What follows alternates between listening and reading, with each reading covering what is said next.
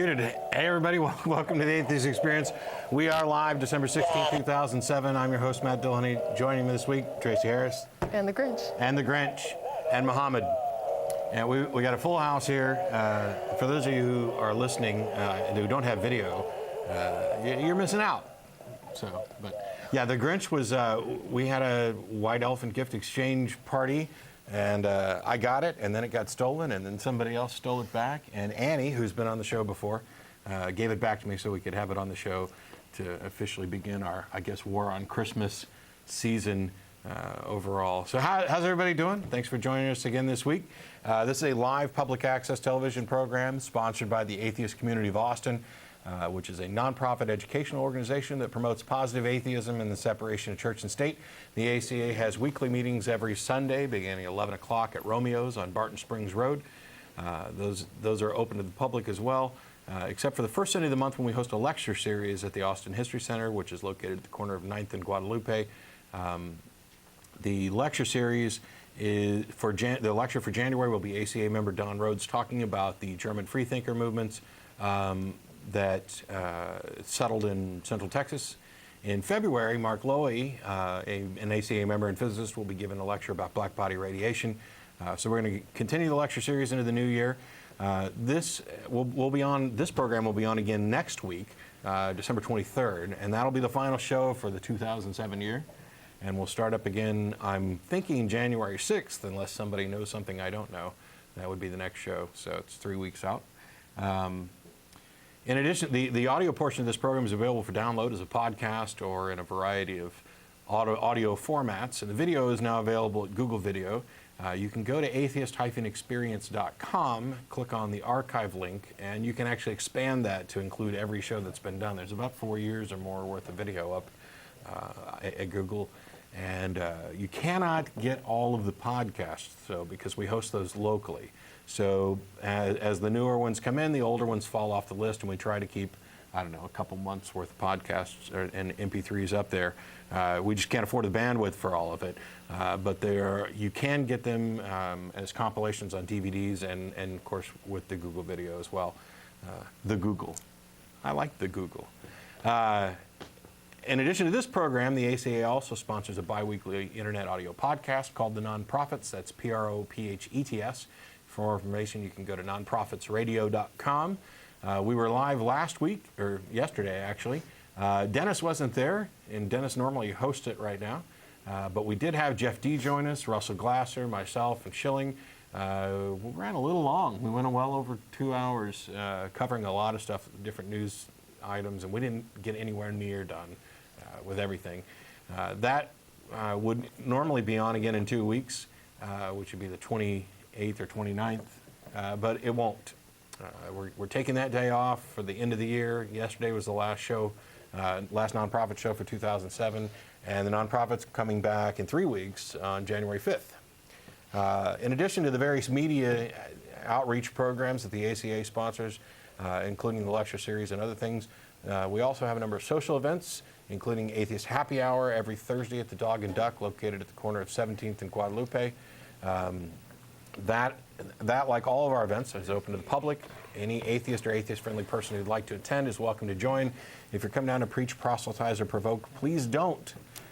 We'd like to have a good time. We don't mind having theist believers come down. I enjoy having conversations with them. We've had a lot of really good times having good discussions, but if you can't come down and enjoy yourself and have a good conversation, then I guess just wait a minute. We'll put the phone number up, and you can call in and explain what you believe and why. And actually, that kind of brings me to a point. I've continually asked, because it interests me, what people believe in and what their justification is for it. And I'd like to add a question to that, which I think is ultimately more important. Not why do you believe, but why should I believe? What is there about your beliefs that should convince me or any other reasonable person to accept that they're true? And I think that's probably one of the key factors that we need to start addressing more often. The number's up on your screen. We'll start taking calls in a little bit. We got some stuff that we're going to go over. Tracie's got some notes to talk about things. We can do the call if you want. Yeah, and I just want to finish out the rest of the announcements. Yesterday was the ACA Solstice Party, our annual pseudo-Christmas event, pseudo-Hanukkah event, whatever. Solstice event. It's a solstice event. We just get together and have fun. And it was a really good time last night. We had a Nintendo Wii set up, so there was some Nintendo sports game stuff going on, and I piddled around with Mario Galaxy for a while. Lots of music, some pool, darts, drinking, food, fun, just a good time. That event is one of the few that's only open to members and guests, but we did have some new visitors who were guests or who had written in who wanted to become involved in the ACA who showed up, and we're grateful that they did. We'd also like to thank ACA member Mike Swift for hosting that once again. Great success, and we had a lot of fun. We're looking forward to more events like that in the future. We've also been receiving emails. If you don't get through on the telephone today, or if you don't want to, you can email tv@atheist-community.org. That goes to myself, the co-hosts, and some of the people behind the scenes. One of the things that's been coming up a lot lately is there a group a group like the ACA in my area? Now that the show's international, we're getting mail from all over the country and all over the world saying, hey, is there a group in my area like yours? I don't know. You can dig around on the internet. If there may be a way for us to put together some kind of contact page. So if you're currently running a group in an area outside Austin that is geared toward atheists, secularists, freethinkers, that's a community-centered group similar to ours, feel free to email us. Maybe we'll put together some kind of contact list or something like that. There's also really good sources with American Atheists, both in their magazine lists a lot of local organizations, and I think their website does as well. You can also go to the Council for Secular Humanism and other sites like that that list various secular organizations. And if you don't find one, start one. You won't be the first. This group started with a notice in the newspaper saying, hey, we're looking for some like-minded atheists who want to get together for coffee, well over 10 years ago. And we've received email from some listeners who've done pretty much the same thing and started organizations in their area. And if you've done so and your group's beginning to be successful, please don't hesitate to email in. We'd like to be able to mention it, maybe draw some more attention to your site and your group, and spread the community. I mean, the atheist community of Austin is, of course, the focus, but now that we've branched out media-wise everywhere else, to create a broader community, to get atheists, secularists, agnostics, whoever, together to share time, build a community, discuss various issues relating to church-state separation, religion, philosophy, science, whatever. That would be a worthy goal, to help build and mobilize and kind of unite secular America. One of the things that we've talked about recently is the fact that, for example, atheists outnumber Jews in America, yet with the Jewish community is much better organized. You've got the Anti-Defamation League, who the second anybody speaks disparagingly about Jewish people, they're going to say something about it. There's not as much of that with atheists. We talked yesterday about an incident on the New York subway where some Christian yelled out Merry Christmas, and this Jewish man yelled back Happy Hanukkah, and they attacked him and beat him up, broke his nose, and the only person that came to his aid was a Muslim. Merry Christmas to you guys too. That's a level of insanity, and I think I'm not putting this off as this is what all Christians do. I think almost every Christian who heard the story was probably appalled, but it happened. And the one question that I had was, if this had happened to an atheist, first of all, I'm not sure exactly what we'd have yelled back. Maybe, happy solstice, or reasons greeting, happy holidays, or maybe just said nothing. But who would have been the one coming to his aid? And would any news service actually have carried the story? I mean, this was national news. CNN carried it.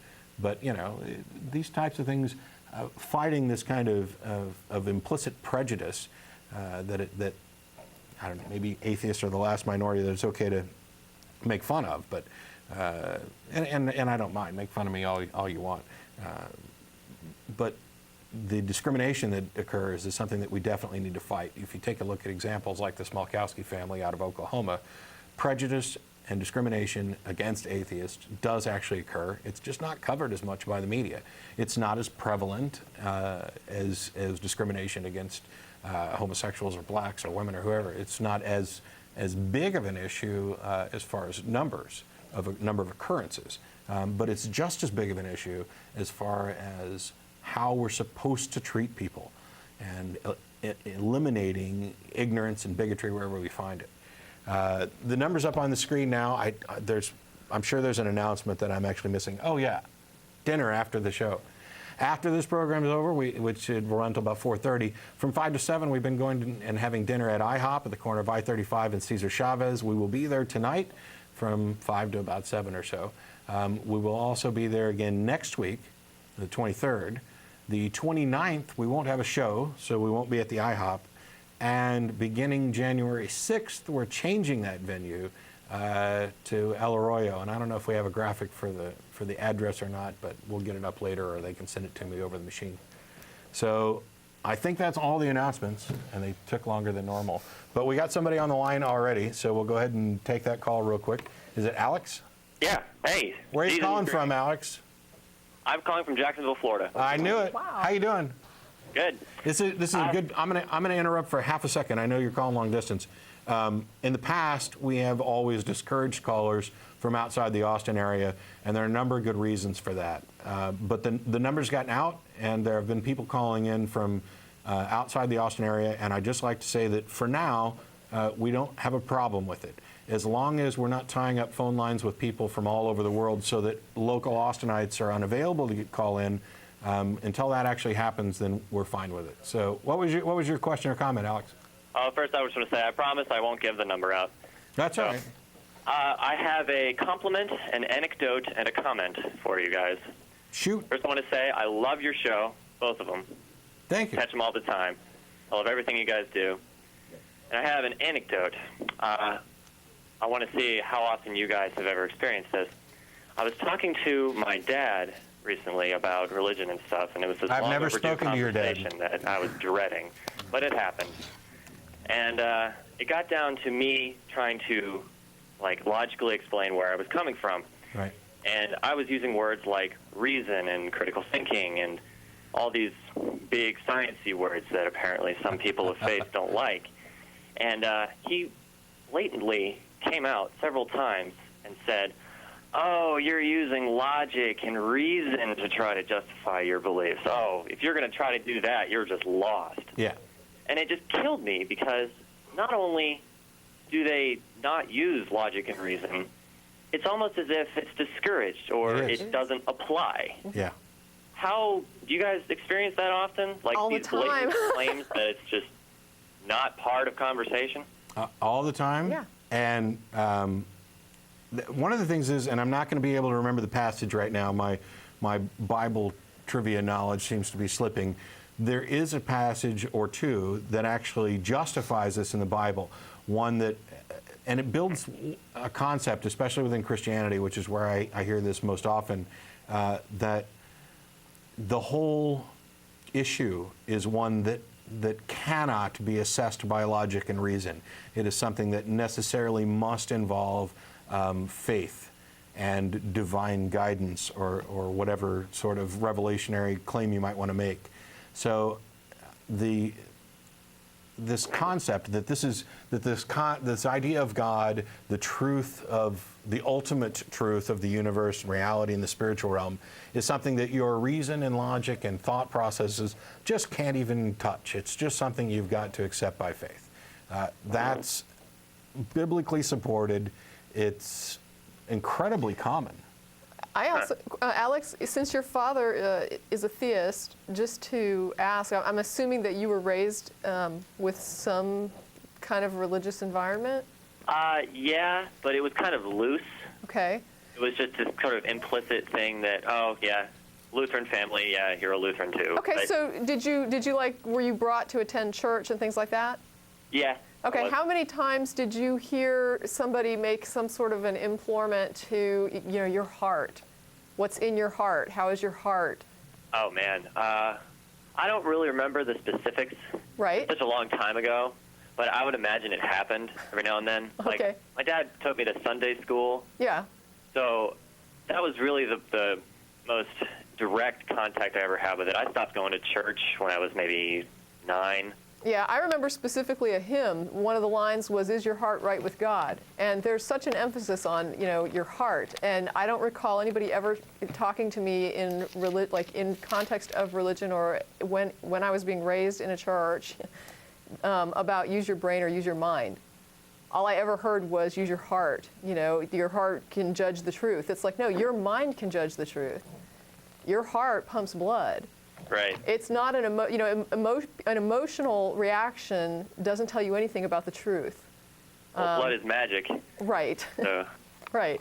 So the idea that emotion should be valued over reason when it comes to trying to discern what is true, in my opinion, is completely nuts. But yet that's what you're going to encounter time and time again if you try to reason with theists generally. Yeah. It's just weird how society has compartmentalized.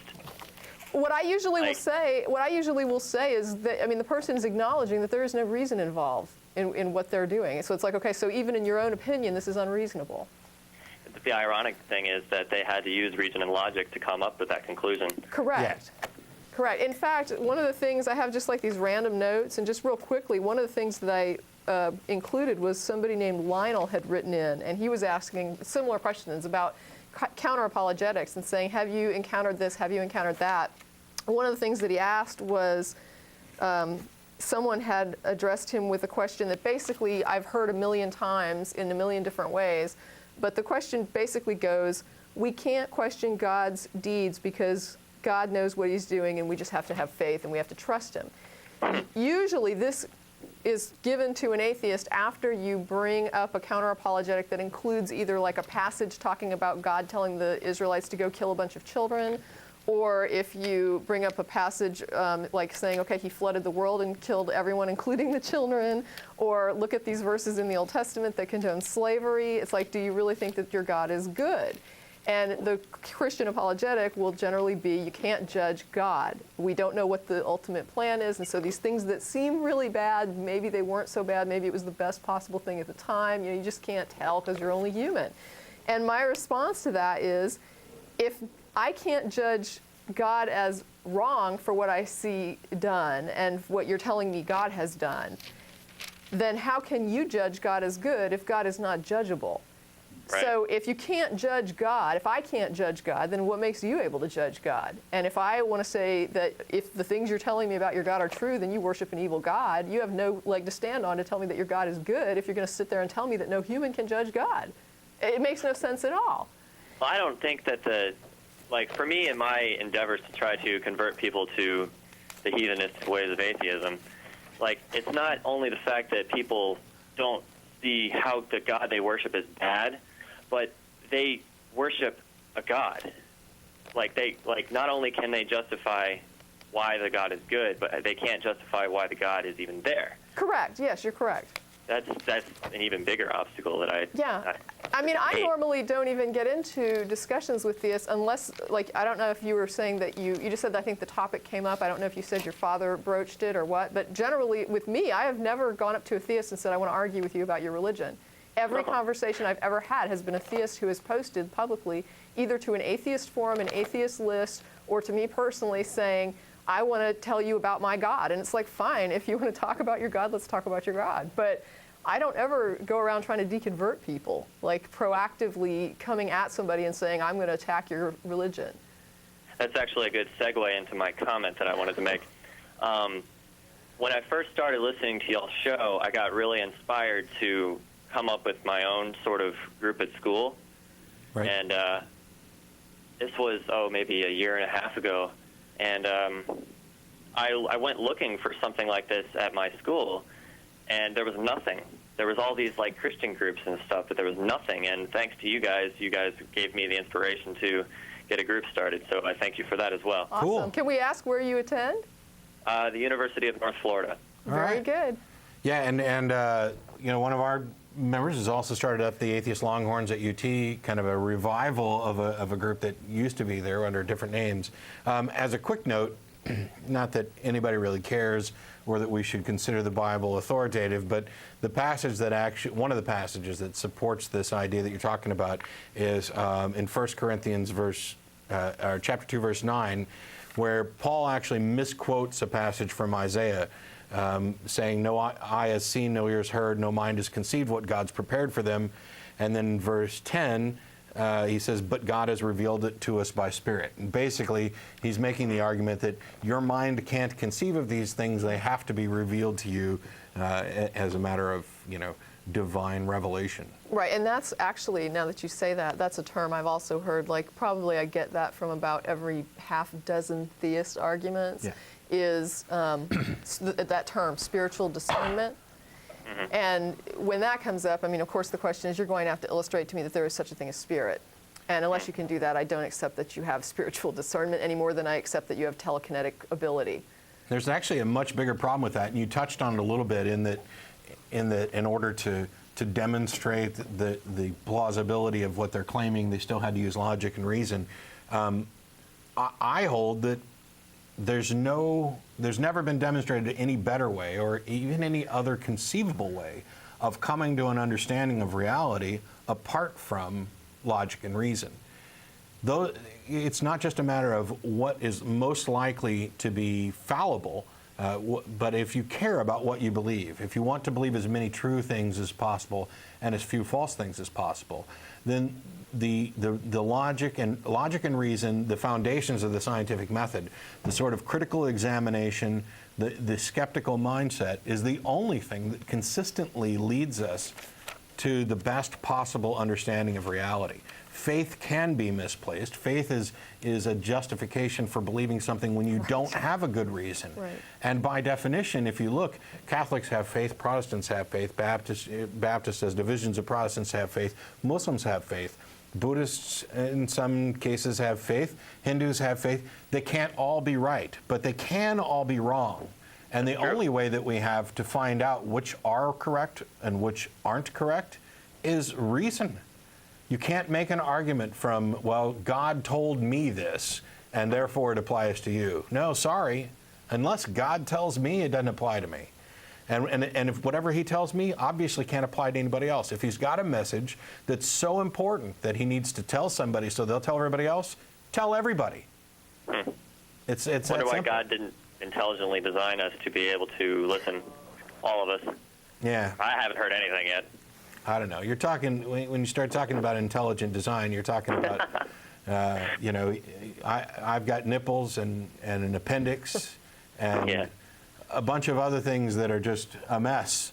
Well, that's true. The appendix is a good one. We talked about this when Annie was here because the Grinch reminded me of it. Why, as an intelligent designer, would you give us something that can explode and kill us, and yet we can remove it and live the rest of our life just fine without it? How is that intelligent design? He hasn't naturally selected us to have a removed appendix yet, I guess. Yeah. We'll have to work on that. Yeah. Thanks for calling, Alex. Good luck with your group down there. Thank you very much. Thanks. Let us know how it goes, and we'll be sure and put out some announcements. Oh. Whoops. I hit the button. He can't hear me now. Is he gone? Yeah. And he's out of town. Yeah, but that's all right. You want to keep going with callers? Sure. We've got Mike. So, How you doing? My topic was the afterlife, but just briefly I want to say what you were talking about, the appendix. Maybe if you believe in evolution, and I guess I do, maybe that's just like a missing link from one organ to the next organ we're going to need, you know what I'm saying? Anyway, I just thought, okay, well, my topic was of afterlife. Now, you got to bear with me here, because this is just kind of semi-serious. I'm not trying to be dogmatic or anything. Sure. Say, like, if you don't believe in the afterlife, and if you're an atheist, if one's an atheist, here's how I kind of sort of prove it as a Dave Berry way. It's like, okay, if you can believe the concept that there's nothing good can last, right? Everything good has to come to an end, and practically everything is temporary, right? Sure. Well, if you die and you fall asleep, there's nothing like a really good sleep. You're sorry you ever woke up. You just slept so well. You're sorry you have to go back to your miserable life. Okay, like, well, say you die and you have this great deep sleep. Well, that's got to come to an end at some point, right? If you believe that everything good has to come to an end. Oop, hello, we're losing you. Yeah. Is that? Did you hear what I said? I mean, So you Yeah. think that are you saying that things that, for example, decay, like a decaying moose somewhere is going to reform into a moose again? Or I'm not sure. I think, let me try this. I think what you're saying is that this is a disproof of an eternal afterlife because everything good must come to an end. Oh, did I miss So the that? afterlife must also come to an end. I mean that the sleep that you the nap that saying you get death has that to come to an end, which the results eternal in an blackness that you afterlife. find. when you Okay, die. so does the end have to come to an end? Yeah, I mean I'm So the afterlife would come to an end too, then, right? Is what Matt is asking. yes. If you believe the afterlife is just a void of nothingness, and then that's the only absolute in which you believe, right? I don't believe that as an absolute, no. Where it could be shaken out of it and end up in another planet somewhere, another consciousness, in another world, another I body. don't believe that anything of me, I mean, my body is going to decay, my mind's going to stop working. I don't believe that there's any sort of afterlife for me, but I don't believe that as an absolute. I don't make that claim that I have certainty that this is going to be the case. Oh, okay. That was just my. I'm just saying that was one thing it occurred to me a while back because I've called this so many times that I'm just kind of bored. I mean, I'm basically religious, but I'm more concerned with the soul than I am with the God thing. You know, I mean, So that's like a Buddhist standpoint. Yeah, kind of. Yeah, that would be, you would be more like a Buddhist then, because they are okay with reincarnation, but not so much with God. yeah, I don't really need another gym teacher to run my life. You know, I'm talking about. You know, what I'm saying another. Okay, I'll let you talk to somebody else. All right, cool. Thank Thanks for you. calling, Mike. I got a note from the studio, Ephesians 2:8. For it's by grace you're saved through faith, and this is not of yourselves, it's a gift of God. And okay. I'm just saying what you said. Yeah, all right. It's a quote, I guess. All right. Next time I should read the thing before I actually start reading it out loud, because then it got off into this thing about I got nipples, which, kind of funny. We got, is it Stan? Yes, hi. How you doing, this Stan? afternoon?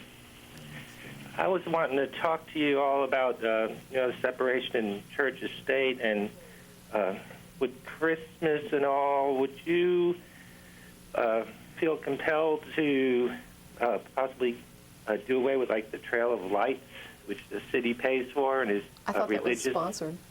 Huh? I thought that was sponsored by different companies and different groups. I thought they paid to put those little displays up individually. Oh, it's not totally the city. What sure? Now, The if you city go, has some. you'll see a display, for example, like by Dell, and I don't think the city paid for that. I think Dell produced it, and put it up. I mean, I think the city might be involved in doing it in the Zilker, maybe. I don't know exactly I'm how not sure. involved. There may actually be something to do with the electric bill. Like, for example, the city has a Christmas tree right down there in front of the Capitol at Congress and 11th.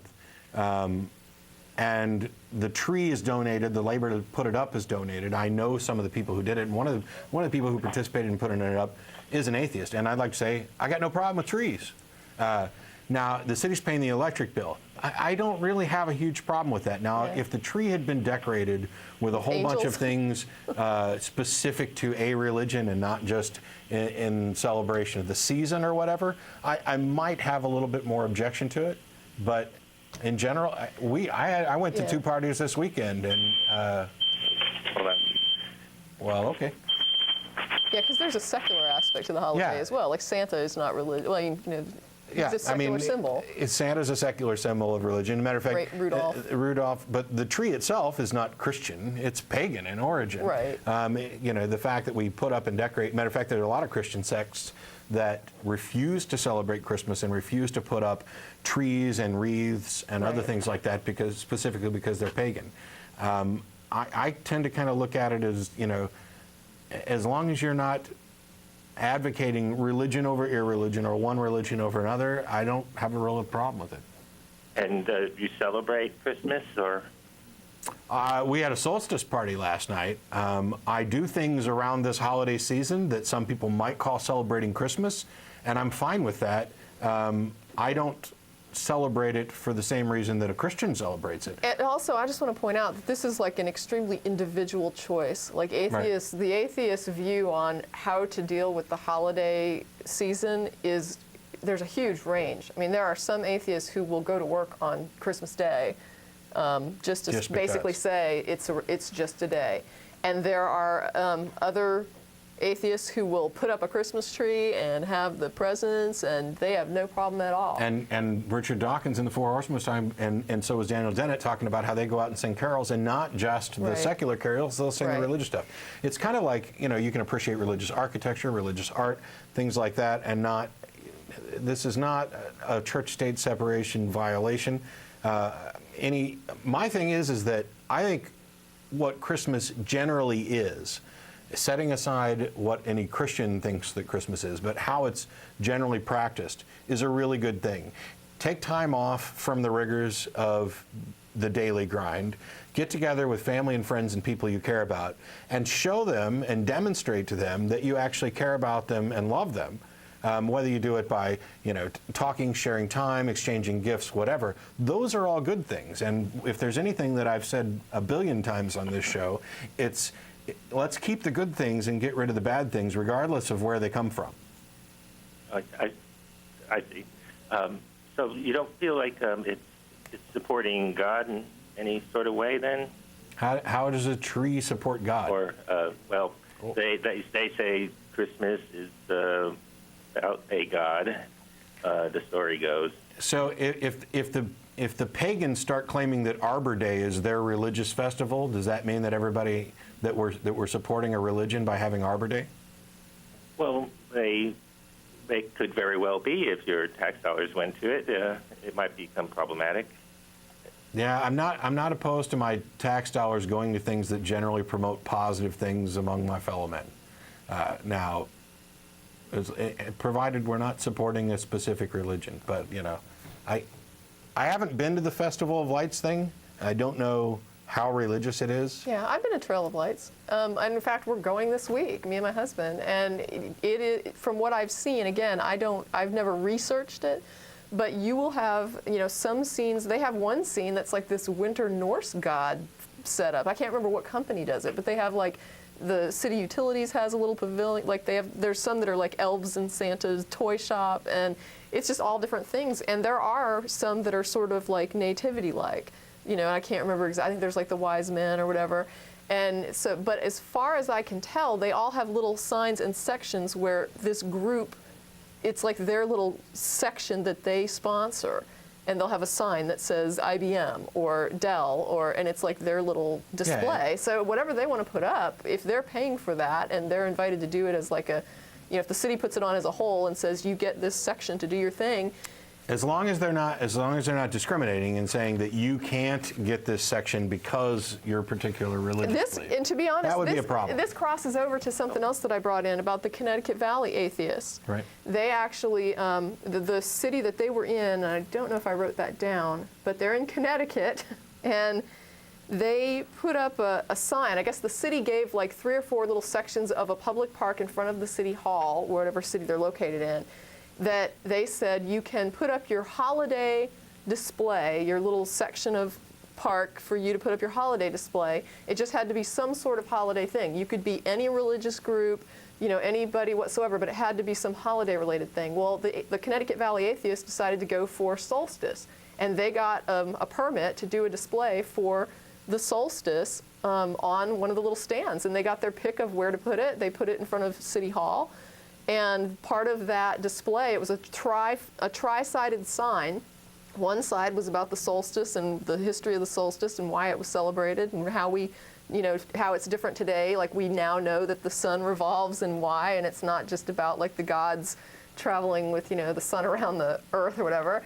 And on the other side of the sign, one of the other sides of the sign, they had a picture of the World Trade Towers with the sun coming up behind it that said, "Imagine no religion."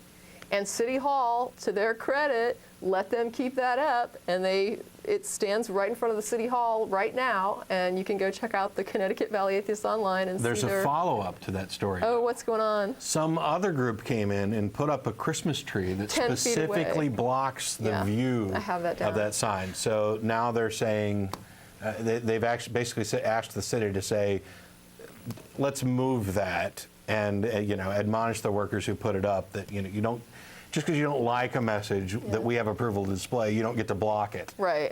You know. But the point is, there was 2 other spots were purchased, I guess, for sponsorship. One was a Christian group and one was a Jewish group. So in that capacity, when the city says, we're putting these spots up sort of for, whoever wants them, and anybody that gets a permit can have it, as long as it's, some sort of a holiday note or message for the season. Right. It's not really the city promoting or discriminating or anything like that. They let the atheists do it, they let a Jewish group do it, they let a Christian group do it, and it doesn't bother me that Christians were allowed to sponsor a section of the park to put up a Christian display in that capacity. Does that help make it more clear? Oh, yeah, it's clear. It just seems that it's kind of wishy-washy for you guys to, on one hand, say there's no God, and then if there's fun in it, then we can go along with it for... That isn't remotely what we just said. Yeah, well, no, but you're supporting Christmas in a certain way, in whatever personal. I'm not thing. I'm supporting everybody enjoy whatever holiday they want for whatever reason they want. Right. I'm not supporting Christmas because it's fun. Don't try and spin this as if I'm hypocritical. I'll say all day long, well, I have no belief that there's a God, and what I celebrate this time of year has nothing at all to do with Christianity. Right. That's the point, is that this is, to me, Christmas is not a Christian holiday. It's a pagan holiday the Christians hijacked to claim that it has to do with the birth of Jesus, which it has nothing to do with. So if I go back, there's people that could say, well, let's take it back to the pagan roots before the Christians hijacked it, and we'll celebrate it based on its original meaning. Which was a god anyway. Which was a solstice, a change in... Yes. A pagan god. But, right. If somebody wants to go that route, I'm saying the Christians have as much right to put their Christian meaning on it as the pagans had to put their pagan meaning on it, as I have to put my secular meaning on it. Anybody can put whatever meaning on it they want. I have no problem with what somebody personally celebrates this holiday as or doesn't celebrate it as. But it would seem, though, if it's related to gods and things of that you would not want to have It's only anything. related to God if you make it related to God. If I celebrate it and I don't relate it to God, then it's not related to God. Oh, I get it. Okay, well, thanks for your time. Sure, thanks, Dan. So you got a bunch of bits and pieces from listener mail that we can We've gone over a go couple. over. Yeah.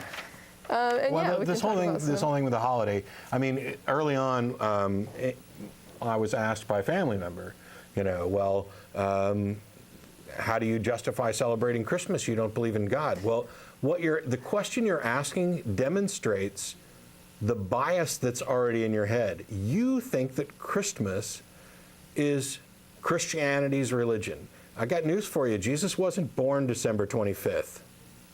It wasn't. If he existed at all, which is, I may not have a problem with that, you can be certain that it wasn't December 25th that he was born. So what happened was a pagan festival, which, yes, at some point they worshipped the sun god, was adopted and taken over by Christians, and now it's been taken over by corporations. If you think Christmas, especially in the United States, has anything to do with Jesus, you're fooling yourself. It's about presents. It's about shopping. It's about reestablishing the economy once a year. That's what it is. Now, I celebrate life, my friends, my family. What's wrong with taking some time off to do that? As a matter of fact, I'd say it's probably one of the most positive holidays that we have. The fact that it's so universally celebrated, it doesn't matter to me if somebody wants to. I mean, really, when you're opening presents, are you seriously thinking, boy, I'm sure I'm glad Jesus was born 2,000 years ago so that I could get my new Xbox? Are you really doing that? I mean, that's if you are, cool. I guess you're a true Christian by whatever definition that is. But let's not pretend, especially those of you who go to church on Christmas and Easter. And those are the only times you go. That's kind of a posturing that, even I found distasteful when I was a Christian. I also, though, I want to put forward that part of, and this is a personal thing, like I said, there are atheists that don't feel like I feel about it. My personal feeling. Right. I was part of a religion that did not consider Christmas to be a religious holiday. That religion said this is a pagan holiday. It is wrong to celebrate this in any sort of religious way. It is a secular celebration only, or you are in sin. That was their take on it. Now that I'm not religious, I am free from the idea that I cannot celebrate something because it has this religious inference, okay? No one is going to shackle me with that ever again. If I go to India and they are having some kind of Shiva holiday where people are throwing flowers at the statue and asking for favors, and they say, you know, give us $2 and get your flowers and go put your flowers on the statue, and that's like, we have this, you know, thing about Shiva grants blessings if you do it. Guess what? I might do it. I might say, I want to do this. David, take my picture while I'm putting my flowers on Shiva. Here's me and Shiva. Let's get a shot of this. I have no fear that somebody's going to see me putting flowers on Shiva and go, oh man, she worships Shiva. She's not an atheist. It doesn't matter. No one's going to send me to hell for putting flowers on Shiva. There's a great example of that from this season's Survivor. I know, in the very first temple. episode, Exactly. they go to a Buddhist temple for a welcoming ceremony. There's nothing religious about it. There's nothing worshipful about it. And yet this one Christian radio talk show host who's a contestant on Survivor freaks out and has to leave. And I mean, seriously, she had an anxiety attack over I used this. her as the example on another forum when I was making the same argument. Yeah, it's, you know, basically her fear of that's what I wrote in my notes. Of reprisal from this God that she believes in, and also I'd probably say fear of being chastised by other followers. When she got home, prompted her to just, in a panic, walk out of this welcome festival. I mean, as Tracie was saying, freedom from religion allows you to participate in all kinds of things for whatever reason you want. I don't have to believe in the God to say, I'm going to be part of this little celebration that's happening. I don't, you know, and it's like I've been to, for example, I went to a gay Lutheran union ceremony. I didn't say I'm not going to your ceremony because it's in a church. I said, I will go to this church. And not only that, I went to the church and there was a gorgeous, gorgeous stained glass window all the way around the outside of the church that I thought was phenomenally beautiful. Part of the ceremony had to do with singing hymns. Guess what? If I knew the hymn, I sang it. I don't care because it doesn't matter to me. It's a song. If I like the song, I'm going to sing it. When they did their communion, I abstained. But that was less for me than it was respect for their religion. Because when I went to church, I understood that communion was part of membership in the church. Because I am not a member of that church, I did not do the communion out of respect for those people and their religion and their membership. That was a respect issue for someone else, not because I felt like I was compelled to not do it because it was, I can't touch this because it's religious. I don't have that fear anymore. That's a fear that religious people carry that an atheist need not carry. Now, if an atheist wants to make a statement and say, I refuse to participate because this is poppycock and I just don't want to give any, you know, a part or support to this, I am not going to go head to head with that atheist and tell them they're wrong. I'm simply going to say, that's how you view it, this is how I view it. I fear nothing. I don't care if somebody, you know, takes it the wrong way. I'm not going to sit around worrying about that. Take it how you want to take it. If Christmas means eggnog and Rudolph to you, fine. If it means Jesus was born and I'm so happy because I'm a Christian, fine. If it means I'm going to work today because I don't even care this is a holiday, fine. I don't care. And I don't really see why somebody would worry about how I view it. But if you do, go ahead. Worry all you want. It doesn't worry me. See, and one of the things that I do now is, not that anybody would want to hear me sing anyway, but I don't sing any religious hymns or Christmas carols. That's just me. It's not that I don't think there's some beautiful music there. I just don't do it. I have no problem with, you know, Carol the Bells or, you know, White Christmas and things that are you know, non-religious in nature. But it's just a personal preference thing. One thing, though, to kind of point out is we joke off and on about the war on Christmas. There is no war on Christmas, you fools. Unless you believe in Hanukkah. Unless you listen to Bill O'Reilly and buy his crap, there is no war on Christmas. What there's a war on is ignorance, prejudice, bigotry, special treatment, the eliminations of freedom. Those things I'm definitely at war with. When I talk about separation of church and state, this is not in any way a goal of mine to forcibly eliminate religion and religious observance in the public specter. It's not. you have every right to stand on a street corner and preach, providing you're observing whatever laws there are about who can make public addresses and whether you got a megaphone. As long as you're within the boundaries of the law, you can preach whatever crap you want to on any street corner, and I'll defend your right to do it every day and twice on Sunday. That's not what this is about at all. What this is about imposing your personal beliefs on other people through legislation. It's about minimizing the freedoms and attacking the freedoms of other people. I don't mind if the city puts up a Christmas tree.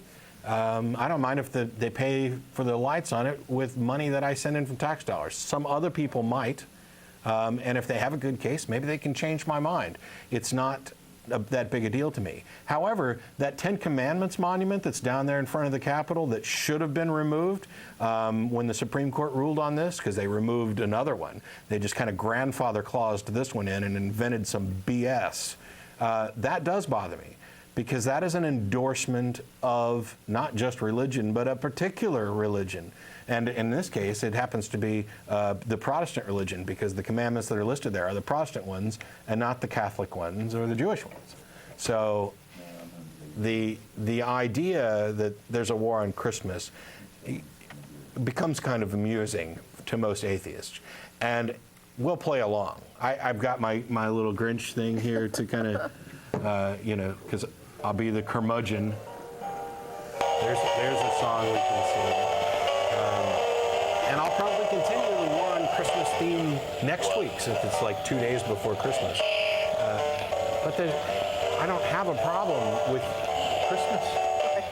And I don't have a problem with what you believe or choose to worship in your own homes or in churches or whatever. I'd prefer that everybody embrace reality. They had him mic'd up. Do you? They had him mic'd. Oh, okay, if he's not. But anyway, yes, I'd prefer. Would I love to see a world without religion? You bet. But only if it happens of its own accord. If people abandon religious belief because they have chosen to embrace reality, because they have chosen to rely on reason, evidence, logic, in order to determine what their understanding of reality is going to be. In order to decide, how should I best treat my fellow man? Let me consider these possibilities and come to the most well-reasoned conclusion, and not trust a book that tells me what I'm supposed to do, or some religious authority saying, you need to treat people in such and such a way. Because you know what we find when we go looking for what these authorities and books are actually saying? They're immoral. They are divisive. They create an us and them set of conditions where we've got the right rules, we've got the right God, we've got the right this, and you guys aren't, so we're going to kill you or treat you different or minimize your rights or make you do what we say. Right. In fact, that's a really good segue. I had in here notes from, we got a letter from someone named Frank who wrote to say why society should avoid materialism.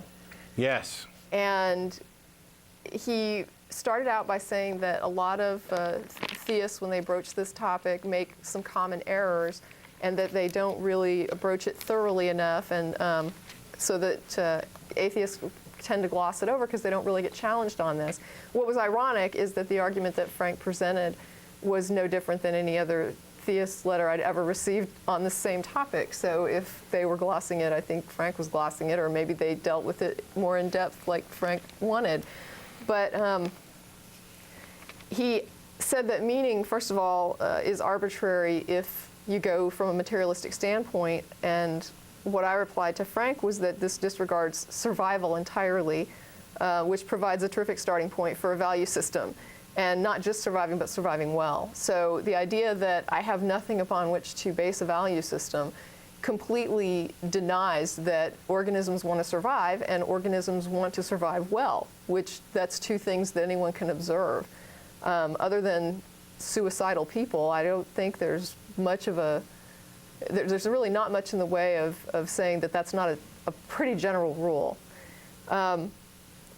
He asked what grounds can a materialist condemn what is normally considered threatening behavior in others? And I think he used the example of spying on little boys. And I, again, was just like, well, this disregards, the idea of survival and surviving well. If I have a group and we want to survive, and as a human being, I can't survive well on my own, so I'm, a social creature with a social construct that requires that social construct be in place in order for me to survive and survive well. Well, that means that it's in my best interest, along with everybody else in the group, to make sure that whatever we consider to be a dangerous behavior or a threat to the group gets checked. And whatever that means, if we think that, okay, this guy is spending too much time with the little boys and we think he might be harming the children, then we need to check that, and we will, for our own survival. Right. And for the survival of our offspring. People are inherently going to look after that. And it's not, I don't know, he was acting as though this was a mystery, like what would prompt someone to do this? And it's like, well, how about just survival? How about wanting to survive and survive well? And he went on, let's see, what separates love from meth was his next point, the idea that a chemical reaction, if love is just a chemical reaction, meth is a chemical reaction, what's the difference? And I was like, well, there's really not a lot of difference. They are both chemical reactions in your brain. And in fact, the reason that so many people who take meth are so addicted to it is because it fires off in the brain those same pleasure centers that you're built to react to. And it does it better than you can do naturally. But that's also the reason that most people avoid meth, because we want to survive. And so when before you even try it, you know what? I've seen what happens when people get addicted to this. It's not good. And so I want to survive, and I want to survive well, and that's not the way to go. Right. So most people in surviving and surviving well are going to avoid taking meth because they see that it can result in some really bad things that are counterproductive to the goal of surviving and surviving well. But the people that get addicted to it have fallen into a trap where they are connecting this with good things like love and like eating good food and having sex. That's what this is doing for their brain. So I was just like, yes, they're very similar. They're not that different. And the reason that people get addicted is because they're not that different. This just goes on, but is that, do we have not yet. Call yet? But the one thing, the point that he made was about pretending. Oh, I'm going to get to that. Yeah. I took him on all the way down, but it's just like, he said truth, love, and justice can't exist in a meaningless universe, but again, if you have the meaning of surviving and surviving well, then it's not meaningless. Well, that's the problem, and this same argument's come up a number of times, especially after the Dan Barker lecture. I talked to somebody who tried to do the same thing, that materialist worldview, everything is ultimately meaningless. And they're right, it is. There is no intrinsic ultimate meaning. There is no intrinsic ultimate value. But that doesn't mean that the universe is meaningless, because meaning and value are things that are attributed to items and actions by a mind. And guess what? We have minds. So we invent the meaning. We invent a value. This is nowhere more evident, and we talked about this earlier today before the show, than in the money system. The United States no longer has a gold standard, but even whether it did or not, there's some basis for it. Now we're on a fiat system. Our money has value because we say it has value. And if you ask somebody for change for $1 and they give you 75 cents, they're wrong. They are wrong in every possible sense of the word. It doesn't matter if their personal view of the value of $1 is 75 cents. What matters is we've agreed as a society how much $1 is worth. What is its value? We use it and we trade it for goods and services, and we place value on those. It doesn't matter to me it doesn't matter if my value of that $2,500 plasma screen is really $300. What matters is that's the value to the person who's selling it. And unless I can convince them through bartering or trading or whatever else that it's a different value, I have to play along and I have to pay that price. The same thing is true for rules with language, grammar, spelling, punctuation, diction. These are all rules that we have invented pretty much out of thin air. They don't have any intrinsic value or meaning. There's not some ultimate source of how to spell correctly. They change over time, and they're different in different areas. But underlying language there are concepts that we're describing, and the whole point of language is to communicate as effectively as possible the concepts that we're talking about. These concepts don't exist anywhere outside of our mind, really, but the rules work. There's absolutely no reason to think that a moral system can't and doesn't, in fact, work exactly the same way. That we try to come up with the rules that serve us the best, that do the most good, the least harm, that benefit society as well as the individual. We're not perfect at it. We've got some crappy rules on the books now. We're hopefully working towards a system that's way better, that's a considerable improvement over the past, just as we now have eliminated slavery, which existed in the past. It was not only morally correct, but those of you who idolize this book have to admit that this book tells you exactly who you can and can't enslave and how much to charge for them. And by the way, not only was the slavery practice immoral, but if you read the book, and I'm not going to have this passage memorized, but I'll find it for you if you ask. If you enslave, these were rules for Israelites. If you were to enslave another Israelite, he worked for you for 7 years. Then you had to let him go. Now, if you enslaved somebody else, like a Canaanite or whatever, they were yours forever. But in the process of letting him go, if in fact he leaves with any property he came with, including his wife, which was property. But if you had acquired this slave and given him a wife, he leaves after 7 years, but the wife stays. If he comes to you and says, I love my wife, and I want to stay with my wife, and I want to stay with you, then you bring him before the council, you hold his ear to the door jamb, drive a spike through it, and he's now your property forever. So the best thing you could do as a slave owner is to hire single slaves, hook them up with brides, make them fall in love, and then they're yours forever. It's a loophole written right into the rules. Not only is slavery immoral, but the practice that they're advocating of how you treat people, your own people, is also immoral. This wasn't just we're going to go enslave whoever. It's once you've enslaved one of your own, you got to let them go after 7 years, unless you can trick them, get them hooked on a woman, or get them to such a state where they don't want to leave you, where they have to stay with you, and then they're yours forever. In that same passage, there's also rules for what to do if you want to sell your daughter into slavery. Yeah. And that was and how many shekels she's worth, and it makes you kind of wonder. Wow. I had somebody actually try to argue that was almost like a dowry situation, and I was like, no. It's in the section on slaves and slavery, and it's not like the Hebrews didn't have words for wife and bride and fiance, and that they just confused it here with slave. But if you want to talk about dowry situations, you can always go consider King David, who, in order to buy his bride, was asked to collect 100 foreskins from Philistines. But David, being God's favorite and a colossal overachiever, went out and grabbed 200 foreskins. Now, do you think those Philistines just said, yeah, go ahead, cut off my foreskin? And basically, he went out and slaughtered 200 people and brought back the skin from their penis in order to pay for his bride. Anybody who calls this the good book and gives it to kids, I mean, I used to joke and say, hey, would you let me read it to kids? Because I think most of you know there's stuff in here you don't want your kids to read. So why on earth would you give them the book in the first place? The thing is that I no longer say that because I care more about your kids than you do, and I wouldn't read them that crap. What else we got? Well, we got a caller, actually. Chris, how you doing? I'm doing fine. Hello. Enjoying what you've been going on about. Wow, it's really amazing. I've read the Bible, and that is still so horrifying since you just isolated it and repeated it to me. Now I remember how horrible that was. I was going to talk a little bit about mythology. Since what we know is at this time of the year, we're really dealing with a lot of mythology. And mythology wasn't necessarily meant to just be outright lies, but it's stories. People make up all these stories about anthropomorphized beings that represent all kinds of things, power, natural power like weather, the sea, all of these things. And they personified them.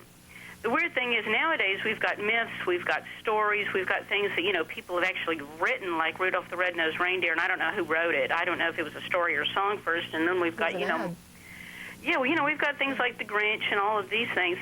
And there's only one of them that people are really insisting that you still act like is true. Yeah. You know, and that's the strange thing about it. And, you know, that's where we get this kind of this dissonance between, they ask you, if you're not religious, well, why are you putting up a tree or all this? And you're just saying, you know, it's a lot of stories. The part of it that I'm uncomfortable with is the one that's really damaging and that people are insisting that you still believe in. I mean, myths don't have to be bad. They don't have to just teach you to hurt people. You know, they can teach you some moral lessons, too. They can teach you some good things. They can, you know, and the things that we end up objecting to is people insisting that you believe in myths that can be used to really hurt people. Definitely. I mean, I've always had an appreciation for mythology and you know, historical religions that are no longer, I say no longer, generally no longer accepted. As soon as I said nobody believes in Zeus anymore, of course, I got an email from somebody who claims that they believe in Zeus. All right, whatever. You do whatever you like. The thing is that I can appreciate a book or a movie about, like, Jason the Argonauts, Clash of the Titans, those types of things. Sure. I can't appreciate Passion of the Christ. One, because it's a bloody, atrocious, gory bit of Christian porn. True. But the other thing is that this is the thing that I could possibly appreciate it. Maybe in 1,000 years or so, when people stop believing this, we can look back on it as an interesting view of what people were willing to believe, because I get some pleasure from that, looking at myths and how they were invented and how they were, or we may not know. I mean, we obviously don't have a time machine, but we can come to some pretty good conclusions about how these types of things happened. You have a mystery, a puzzle that you don't have an answer for, and so you invent an answer, and we, as you point out, tend to anthropomorphize those, where the God has got to be kind of like me. It's creating a kind of emotional meaning and emotional resonance with these natural forces that makes it seem a lot more relatable. Right. And that really scares a lot of religious believers, because when you start talking about science, they're like, you know, where are the people stories? And you can tell them that, well, this is a really intelligent guy who discovered this, but it just doesn't do as much for him as the gods. Right. Yeah. Yeah, it's really interesting, and it's like Joseph Campbell. I really enjoyed watching the specials that he did with Bill Moyers, because it lets you step back and look at the creation of this mythology with some sense of objectivity, and then you start asking, well, what were people's emotional motivations? What were they afraid of? What did they hope for? And, you know, when you start thinking of it that way, I think it really helps you step away from just being under the religion, and that's, you know, it's really helped me a lot to learn about how religions are created. Definitely. And, you know, like Bullfinch's mythology, or also I've learned a lot about Native American religion. And they had, you know, amazing different religions. They'd have like a negative character, well, kind of negative and positive, like the trickster god, and he'd do something stupid. He'd be a glutton. He'd be, you know, he'd be destructive, and then they'd say to the kids, "Now don't do that." Right. You know, so you kind of get that aspect too. Yeah, we've got these little puppets that act as the moral. Yeah. They'd and play it out like with Aesop's the fables Kachina type guys. things. You know, the kids didn't know that the Kachinas were actually like their father and their uncle dressed up in a costume, performing in the city square.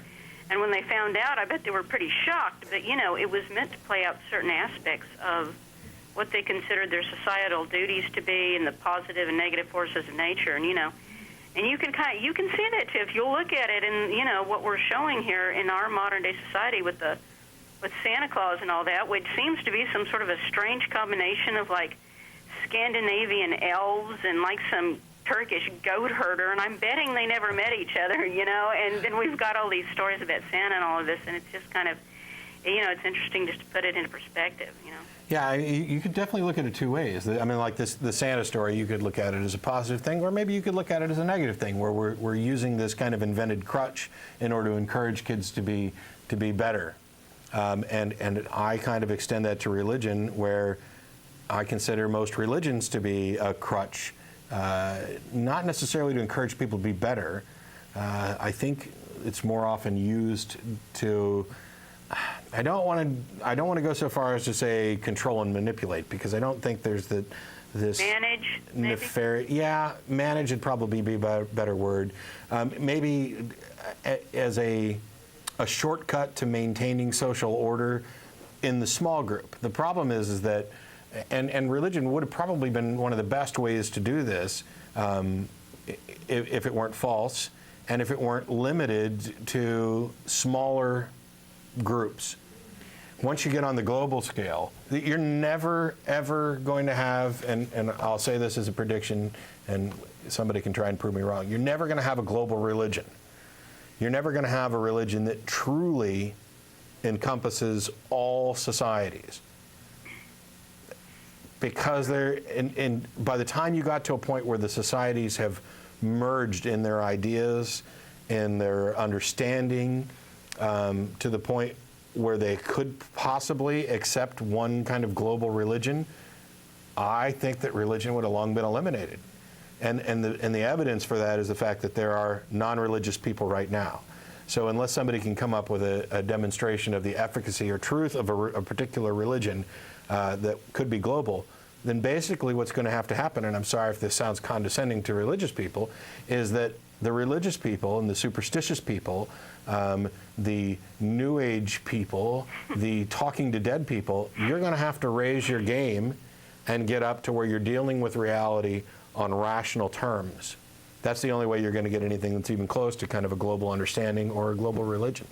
Yeah, we seem to be developing kind of a vague, kind of feel-good, New Age kind of an element in religion, the kind of, the talking to dead people and this sort of Deepak Chopra and all of this. And it's like they're trying to sort of detach it from some of the really heavy negative dogma and market it and make it kind of entertaining and kind of fuzzy and kind of warm and harmless. And you're just kind of going, I don't know if you're going to be able to, compete with the Catholic Church, guys. Good luck. And a lot of the religions, they're also very culturally specific. I mean, it's like they have a culture hero. I mean, like it's a Jewish culture hero or it's an Arab culture hero, and that's, if those things sort of start moving away from that creation of mythology, I can see what you're saying there, about how it's very unlikely to create a global religion. Anyway, thanks a lot, for your show today. You're doing a great job, and, keep it up and go on the next subject. Okay. Cool. Thanks. Bye, Thanks, guys. Chris. Did you want to comment on that or go on to Zach? Oh, no, we can go on. Okay, is it Zach? Zach. How you doing, Zach? You guys are so close. So close to what? You're so close to the truth. You're so close. To what truth? And you know what? You're exactly right about religion. Religion is a man-made thing. And there's nothing man can make on this earth that will give you this nebulous dream that everyone's going to live forever, right? Right? Anti-Christian. I'm anti-Christian. Let me tell you that right away. Okay. And you're so close. But the thing is that, I mean, there had to be somebody in charge of all this. This could have just happened by a whim.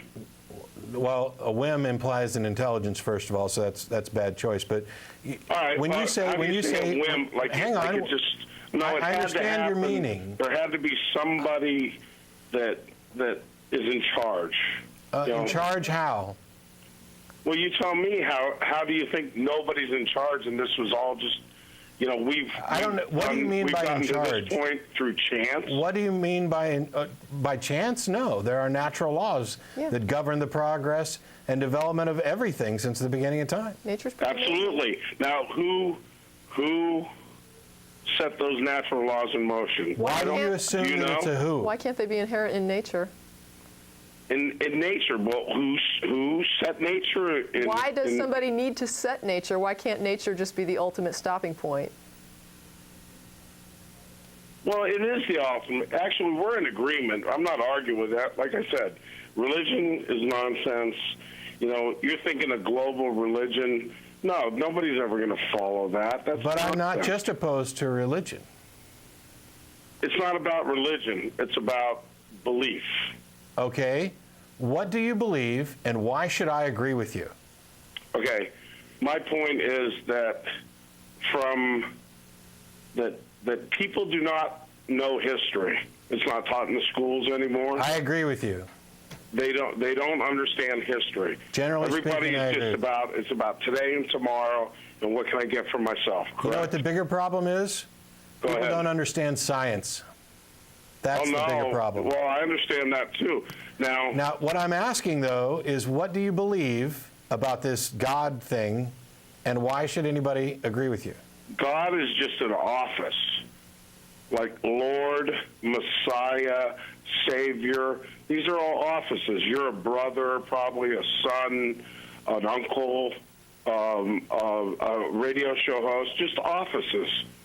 People have lost, and this happened 3,000 years ago, you know, when you were not allowed to use the name of, well, I'll say it, the Creator, and that has nothing to do with any religion or any ism, including atheism, that the name was hidden, and there was a reason, because there's a power in the name. And who was in charge? And So you believe that there is a God, he has a name. I don't believe there's a God. I believe there's a creator. Okay, you believe there's a creator, and he has a name, and knowing the name is power. Why should anybody agree with you? And I'm not going to just say the name, because then I'd be preaching, and that's nonsense, right? But if you actually, How do you know the name? I thought we lost Huh? it 3,000 years ago. What's that? How do you know the name? Well, I thought we lost it 3,000 years ago. Oh, well, no, we can go back 5, 6, 10, we can go prehistory. Okay. But the name We can go survives. prehistory? How? The name survives. Okay, in any case, you still haven't answered the question. Go ahead. You believe there's a creator, you know his name, and the name is power. Why should anybody else believe that you're correct? What's his name? No, I didn't ask what his name was. That's what I'm saying. What's his name? I have no idea. This is I your don't know. belief. That's my point. What part of this don't you understand? This is your belief I'm asking about. You believe this. All I'm asking is, why should anybody else believe you? Well, I'm not preaching to anybody. I don't give a flying if anybody believes it or not. I'm just saying that there's something else out there, and you guys are so close because, I went through that whole Jesus conspiracy crap, and I disagree. It's a way to make the sheeple, lead the sheeple over the cliff. No, we're not that close. I put you on hold. We're not just coming off the, religion's bogus boat. I see no evidence and no reason to presume that any God or creator or whatever label you want to put it on it exists. I see no reason to give that hypothesis any weight at all, no evidence for it. And what I'm asking is, why do you, because if you don't care whether anybody else believes it, then why are you bothering to call in to tell us how close we are? Can you not just answer a simple question? You believe this. My question is why, and why should we believe it also? Okay, good, very good point. Science teaches us to go back down to the atom, right? No. No, I mean, what's the most basic unit? Well, you have there are units more components to an basic atom. than atoms, yeah. You have like protons, electrons, neutrons. At least. There are theoretical components. Electrons and neutrons are all part of the atom. Right, so Yes, they're components. so they're components of the atom. So they're more basic than the atom. No, they're part of the atom. Aren't they? Yes. Doesn't that make them components of the atom? I'm part of the universe. Yes, they do. Universe Okay, then that's what we said. unit? Continue. We only got like 15 minutes. I don't want to teach a whole isn't this ninth all grade just science a bunch class. of energy all around us? Sorry? Yes, Isn't it all I would energy, agree. Yes. right? Sure. Some of the energy vibrates at a certain level, and it becomes a solid. We're with you there. It vibrates a little faster, it's a liquid. It vibrates even faster, it's a gas. But where did the energy come from? Why does it have to come from somewhere? Why can't it simply be? It just happened, like you won the lottery, and all of a sudden it happened? That's nonsense. Why isn't the energy the starting point? Why can't that be? Where did the starting point come from? Where did the creator that you believe in come from? Something behind it. Where did the creator that you believe in? Where do you believe this? You believe in a creator. Where did he come from? I don't know. Well, congratulations. Well, that's why I'm telling you you're so close. I'm saying, why does there have to be something behind the energy? Somebody had to be You're just so, doesn't. and I'm telling you, you're so close. You're so close. You don't know where this creator came from. You know why? Because you've created a false stopping point for yourself to stop asking questions. You presume that matter and energy couldn't have just happened, It had to be so magic. somebody must have created it, and yet you refuse to ask yourself, who created the creator? But you know why? Because there's an infinite regress there. You know at what point it's most reasonable to stop an infinite regress? At the known. And we know that matter and energy exist. We do not know that any kind of creator or creative force exists. The hypothesis that you're postulating is unsupported and unnecessary. And that's why you're so close. As soon as you actually realize that, then maybe you'll be where I'm at, and not me working towards your magic man hypothesis, which... Take me off. You took me off hold, right? Yeah. And you know what? That was wonderful. That's a very good point. But my point is, where did it come from? I mean, You have to I'm not show talking that it about had a to come magic from man somewhere. or anything, but there has Yes, to be you are talking about a source. magic man because you claim to know his name and claim that it has power. You can't come on here and make these wild assertions because what you're doing is making an argument from ignorance. We don't know where it came from, but you claim that you do, and I'm asking you to demonstrate it in such a way that anybody else should accept it. Here's a further question, though. Matter, some of the laws of physics are matter can't be created or destroyed. Yeah. Matter and energy can't be created or destroyed. So you're saying it was created, and I'm saying what makes you think something that doesn't have to be created was created? Well, that's a good point. Now, you tell me what we're talking about is you don't have an answer either, right? I'm saying it's there, and I don't know why you don't think why you think it needed to be created. Well, how did it just happen? Matter and Nothing- energy can't be created or destroyed. They exist, period. What makes you think they have to come from something? Oh, it's interesting. It's a good point, too. I don't I understand. mean, you guys are very smart, and I understand that. It's an intelligent Where have you argument, ever seen but, matter I mean, created? doesn't everything start with something? Matter and energy appear to be the starting point. Well, I mean, it just didn't just... all right, let's say if energy started. Why did it started somewhere. start? Isn't there a beginning? What makes you think there's a beginning? Why But don't you? it's always been there, right? Why not?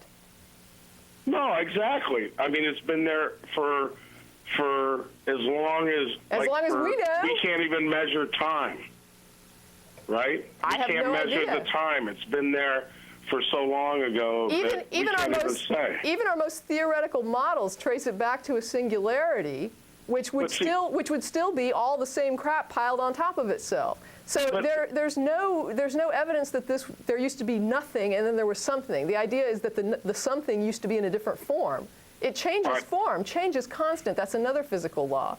My point is that... No, you're done, can Zach. I say one thing? No, you're done, Zach, because I asked you the same question I don't know how many times, and you refuse to answer to address it. All you do is come up with arguments from ignorance and point out, well, you don't know where it came from either, when that's not what we're saying at all.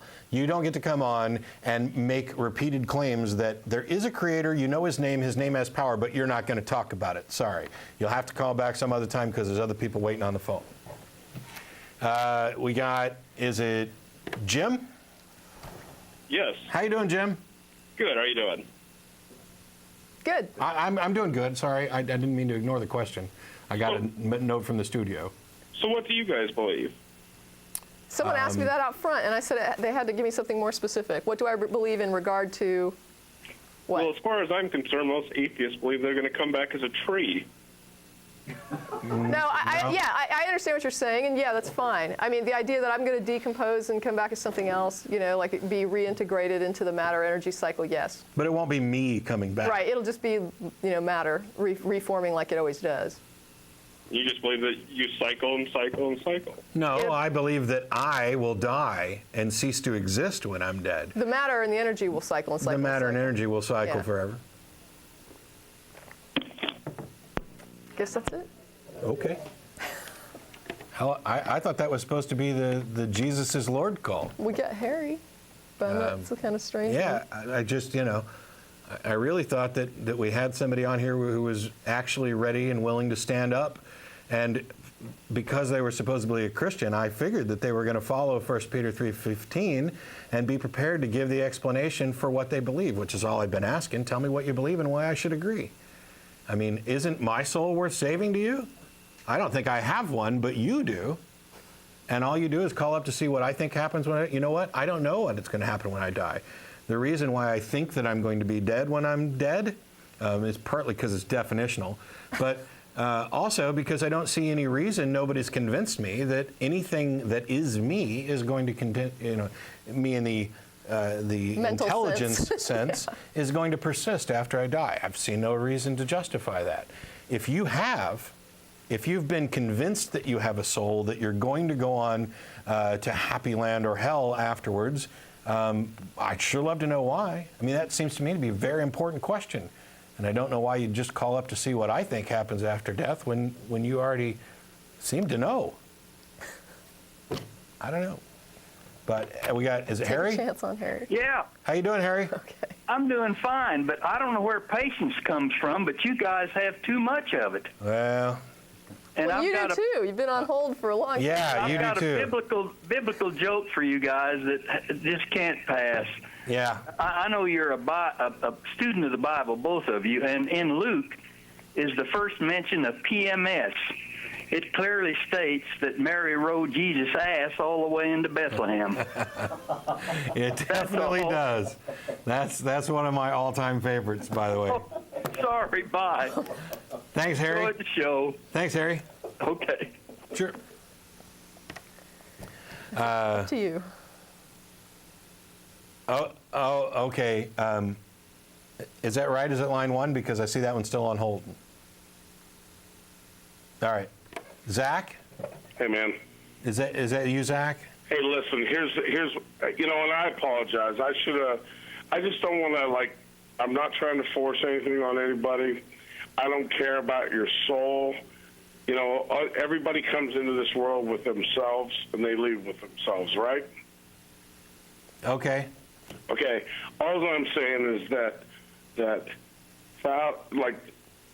every time, and the Bible has been bastardized so badly that you can't even tell what's right from wrong. You're already sidetracked. You were supposed to No, call I'm in not. and tell me what But you believe here's in. what I'm telling you. Okay. Is if you take every time in the Bible, if you take it the original Aramaic, the Hebrew word for Lord and God, Adonai, Elohim, and you substitute what it was supposed to say, Yahweh. There's Okay. power in that name. No, The Creator's Elohim's a name is different Yahweh. name. How do you know this? All you got to do is study a little bit of Hebrew and go back into time Elohim was the name of and do a little history. that you Whenever I asked in how the you know English Bible, this. in the English Bible, let me finish and then I'll hang up and you guys can. No, don't you dare hang up. I get to hang up I'm on just you. saying, the covenant God of Israel, which everybody associates Israel with Jews. The Jews were just 1/12 of Israel, I'm, Private Judah. In okay, an original you're Hebrew, making an argument. according to custom, that the name of the Creator was so reverent that they wouldn't even. I know all this. I know all this. It is in the Old Testament. You're not telling me anything. What I'm asking is, how do you know that that's right? That is the name of a God that actually exists? Right. And if you say one word or one phrase that includes the Bible, I'm hanging up. Gotcha, brother. Gotcha. I'm saying that if you put that word, that name has power, and that's why it's been suppressed. And that's why this argument we're having is happening. Yahweh, Yahweh, Yahweh, Yahweh, Yahweh, Yahweh, Yahweh. How many people did I just destroy? See, now you're not supposed to use it in vain, right? What power does it have, and how Where are can you you getting demonstrate this? this? You have yet to answer a simple question. I don't need to demonstrate it. I need to demonstrate. Yeah, you do. Yeah, Goodbye. If you can argue for it, yeah, you do. Sorry. And just for the record, El is not the same as Yahweh. It's two different names Yeah, used by two different writers, at least two different writers in the Old Testament. And they were two different gods. combined into a single God later. The other thing is that Elohim being the plural, and there's a phrase in there that is Yahweh of the Elohim. Right, the gods. As in, this Jewish God is one of the gods. Correct. Tracie did a whole series of shows on the henotheism and polytheistic aspects of Judaism, and where they've leached different ideas and things like that. I don't really care. Maybe they stole the truth from somebody. My question is, how the hell do you know it's true? Well, and when you get into things like you can't say the name, then you are into religion. You can't say, I don't reject religion, but then you can't say my God's name. Well, now you're into religion because you've got a ritual practice going on. Yeah, you've just invented one dog, one bit of dogma. You can't say the name. Darby. If you say you believe something, that's all I'm asking. Give me the reason for it. And if I might have been a little hard on Zach, because if he says his reason is that he studied the Bible, okay. My next question is, because you really haven't answered anything by saying so, what makes you think that the Bible's correct? What makes you think that it's accurate? And that's where I don't want to go down the circular hole there. But is it Darby? Hey there, guys. How you doing? Darby.